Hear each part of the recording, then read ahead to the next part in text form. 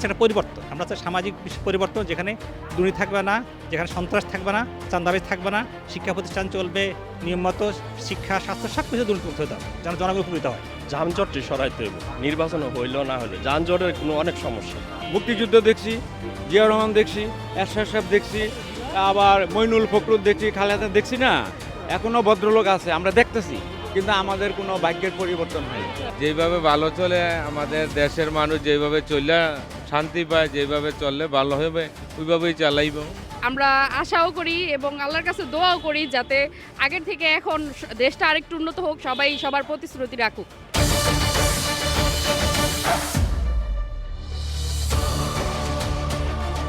দর্শক, আমরা আছি নারায়ণগঞ্জ 5 আসনে। আপনারা শুনছিলেন নারায়ণগঞ্জ 5 আসনের সাধারণ ভোটারদের মনের কথা, মনের প্রশ্ন। আর সেই প্রশ্নগুলো নিয়ে আমি এই আসনের একজন সংসদ সদস্য পদপ্রার্থী, খেলাফত মজলিসের কেন্দ্রীয় যুগ্ম মহাসচিব এবং এইখানকার জামাত ইসলামের মনোনীত প্রার্থী অর্থাৎ শরিক দলের যে প্রার্থী ABM সিরাজুল মামুনের কাছে এসেছি। আর আপনারা দেখছেন ভোটের মাঠে জনতার কথায়। আমরা সরাসরি চলে যাব আমাদের সেই প্রার্থীর কাছে আপনাদের প্রশ্ন নিয়ে। আসসালামু আলাইকুম। ওয়ালাইকুম সালাম। কেমন আছেন? আলহামদুলিল্লাহ ভালো আছি।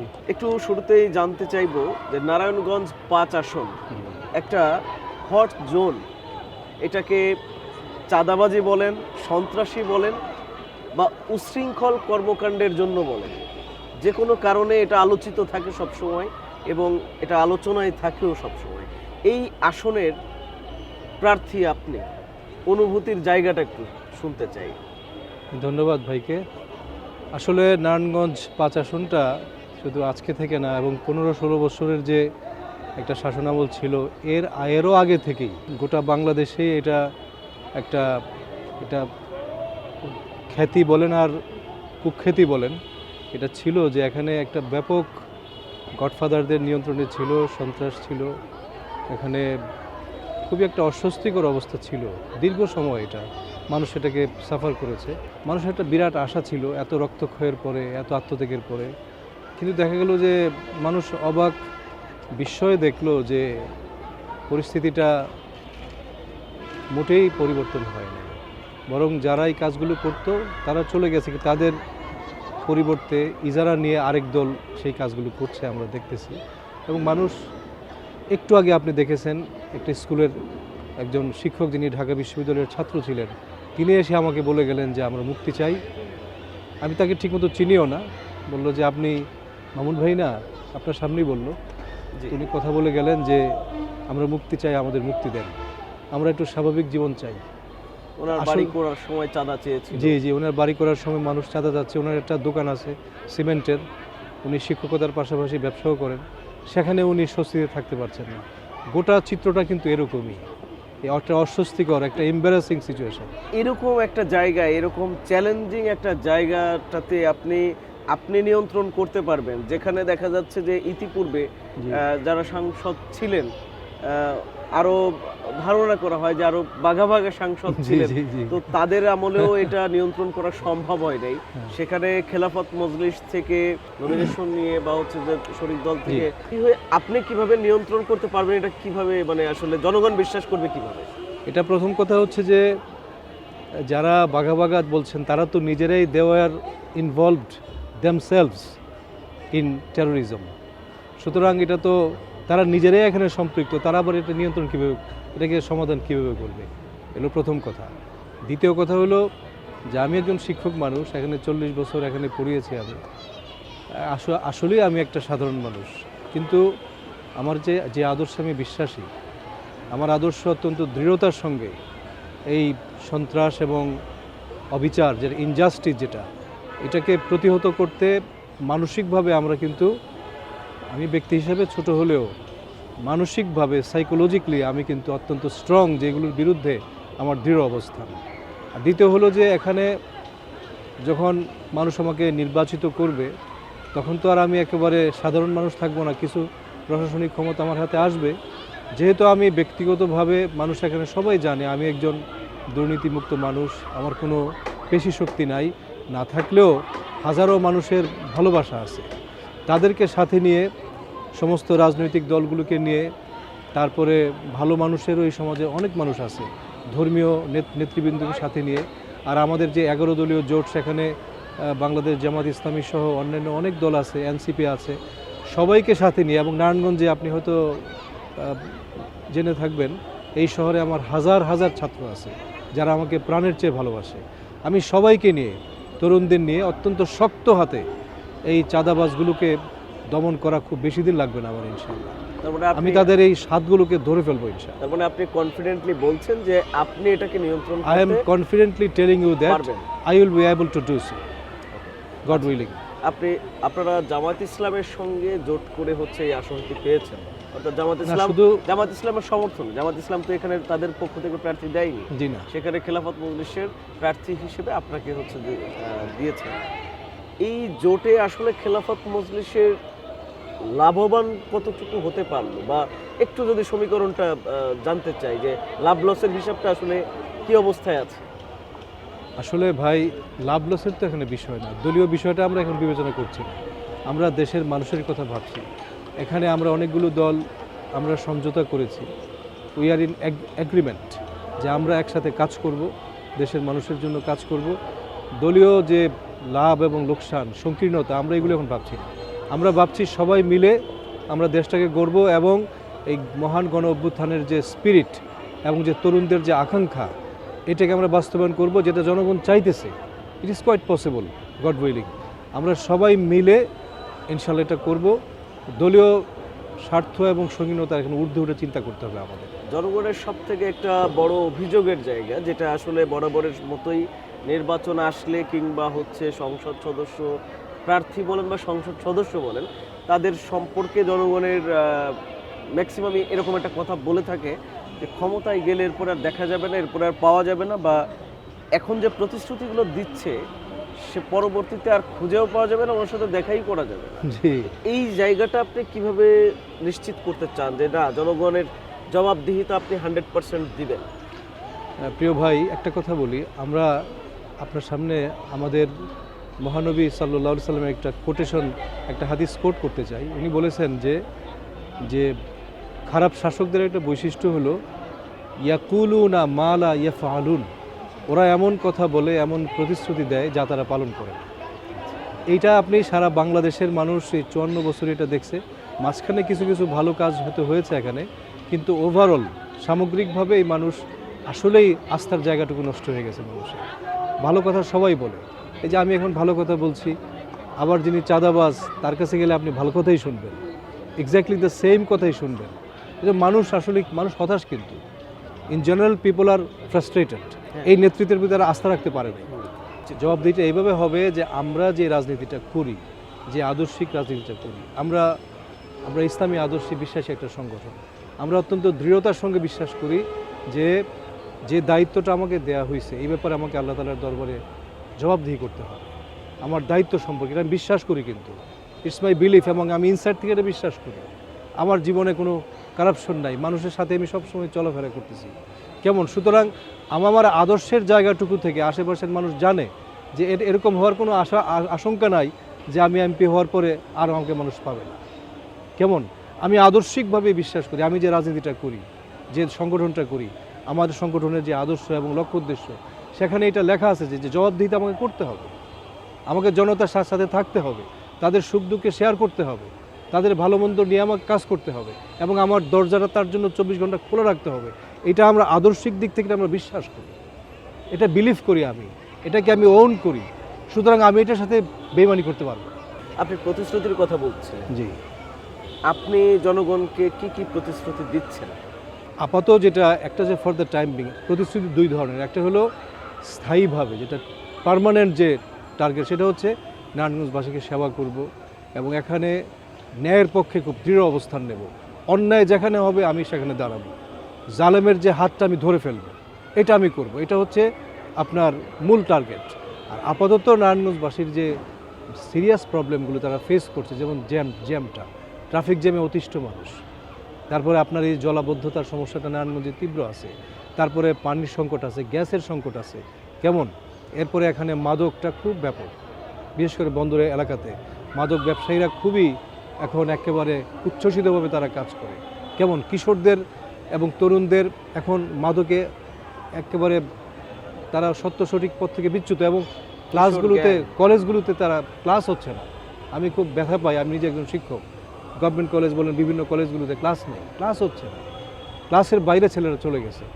এই যে সমস্যাগুলো জনগণের, এইগুলো সবাইকে নিয়ে আমি একটা সংগঠন করতে পারি। আমার জোটের মধ্যে, জোটের বাইরেও তো দেশপ্রেমিক মানুষ আছে, ভালো মানুষ আছে, তাদের সবাইকে নিয়ে, তাদের পরামর্শ নিয়ে, তাদের একসাথে আমি কাজ করব, যাতে এই সমস্যাগুলোর দ্রুত অন্তত 100 দিনের একটা টার্গেট করে, আফটার বিং ইলেক্টেড 100 দিনের টার্গেট করে আমি এই সমস্যাগুলোর জন্য, এখানে অনেক বিশেষজ্ঞরা আছে, এক্সপার্টরা আছে, তাদের সঙ্গে বসে দলের ঊর্ধ্বে থেকে সবাইকে নিয়ে কাজ করে এই সমস্যাগুলো সমাধান করবো।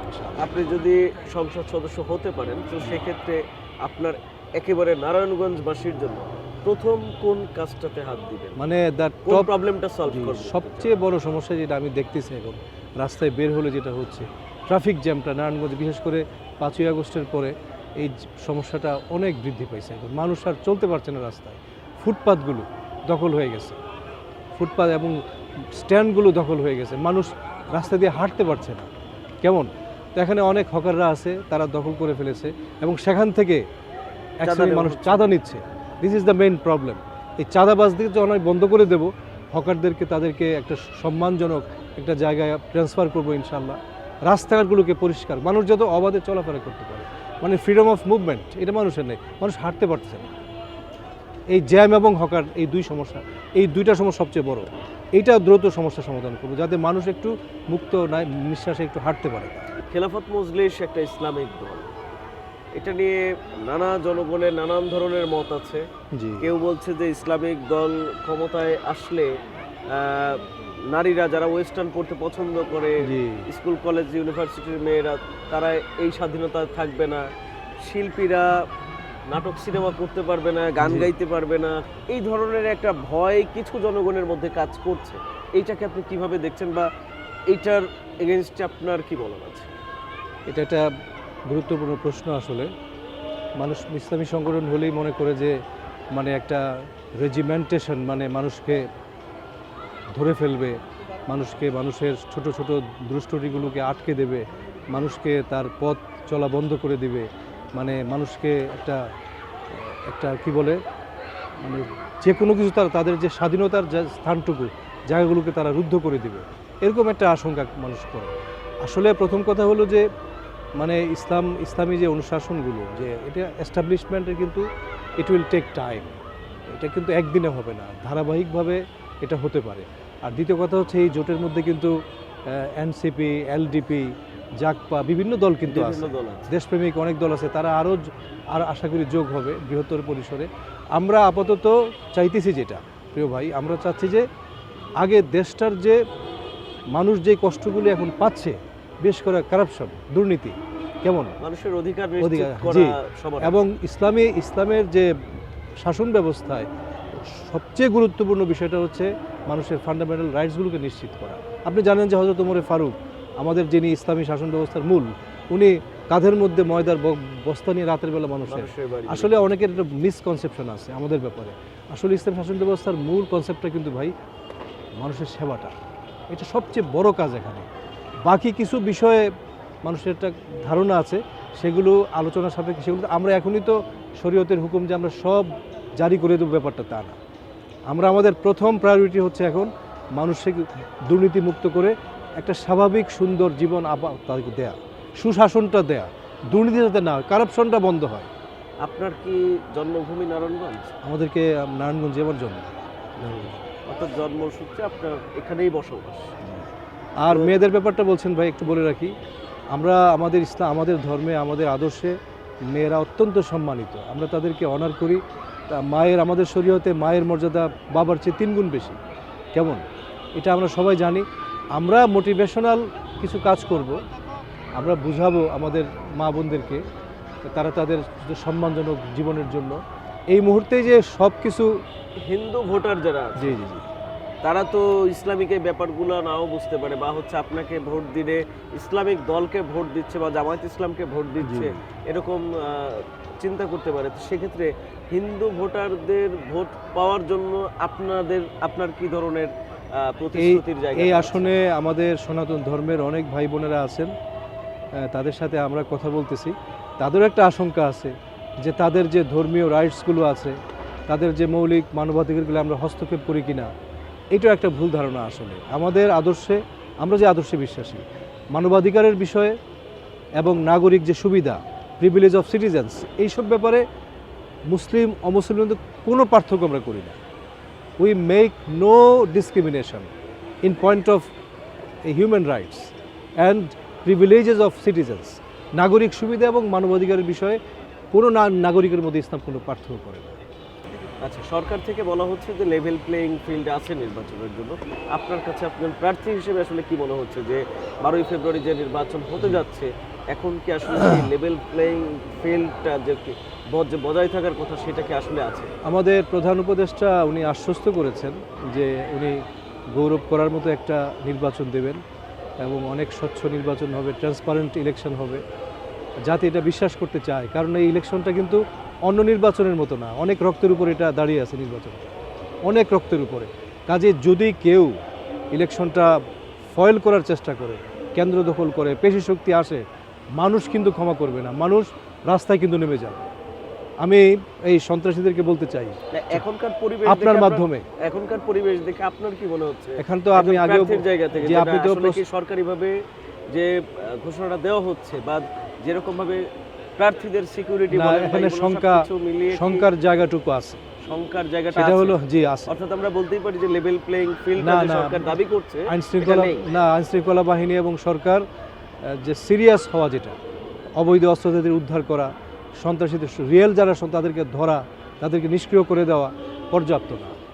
These are not adequate, we think পর্যাপ্ত না। এবং এটা আমি বলেছি, এখানে জেলা প্রশাসনকে বলেছি যে এই সময়টা ভেরি ক্রুশাল। কেউ কিন্তু আপনাদের ক্ষমা করবে না যদি আপনারা এই নির্বাচনটাকে সুন্দর না করেন। অন্তত সর্বশেষ এই নারায়ণগঞ্জ 5 আসনের যারা জনসাধারণ আছেন, তাদের উদ্দেশ্যে আপনার যদি কিছু বলার থাকে, তাদেরকে যদি কিছু বলতে জি। চান, ক্যামেরায় বলুন। নারায়ণগঞ্জ 5 আসনের সম্মানিত ভোটার ভাই বোনদের উদ্দেশ্যে আমি সংক্ষেপে যে কথাটা বলবো, সেটা হচ্ছে আপনারা দীর্ঘ একটা সময় এই নারায়ণগঞ্জে, গোটা বাংলাদেশে যে একটা মানুষ জানে যে এই 5 আসনে একটা সন্ত্রাস কবলিত এলাকা এটা ছিল। এখানে আপনারা অনেক কষ্ট করেছেন এবং 5ই আগস্টের মহান অভ্যুত্থানের পরে যে এক্সপেকটেশন ছিল, সেটাও আমাদের পূরণ হয় নাই। আমরা একই অবস্থা দেখতে পাচ্ছি। তো এই থেকে আপনাদেরকে আমি প্রতিশ্রুতি দিচ্ছি যে আমার প্রতি আস্থা রাখুন। এই সন্ত্রাস এবং চাঁদাবাদ যেটা আপনাদের জীবনকে দুঃসহ করে তুলেছে, ইনশাল্লাহ আমি আমার জীবনের সবটুকু দিয়ে আপনাদেরকে এর থেকে মুক্তি দেবো ইনশাল্লাহ। আপনারা সবাই ভালো থাকবেন। আসসালামু আলাইকুম। দর্শক ভালো থাকবেন, সুস্থ থাকবেন। আজকে আমাদের প্রোগ্রাম শেষ, কিন্তু কথা শেষ হয়নি। আমাদের এই কথা চলবে, এই প্রশ্ন চলতে থাকবে। আসন থেকে আসনে 300 আসনে আমরা ঘুরে বেড়াবো, আর আপনার মনের কথা, আপনার মনের প্রশ্ন আমরা তুলে ধরবো আপনার এলাকার সংসদ সদস্য প্রার্থীর কাছে এবং জানবো যে আপনাদের প্রশ্নের জবাব তিনি কিভাবে দেয়, কি দিয়ে দেয়। ভালো থাকবেন, সুস্থ থাকবেন। আবারও বিদায় নিচ্ছি আমি আরিফুল ইসলাম আরিফ, এবং চ্যানেল এর সাথেই থাকবেন সবসময়।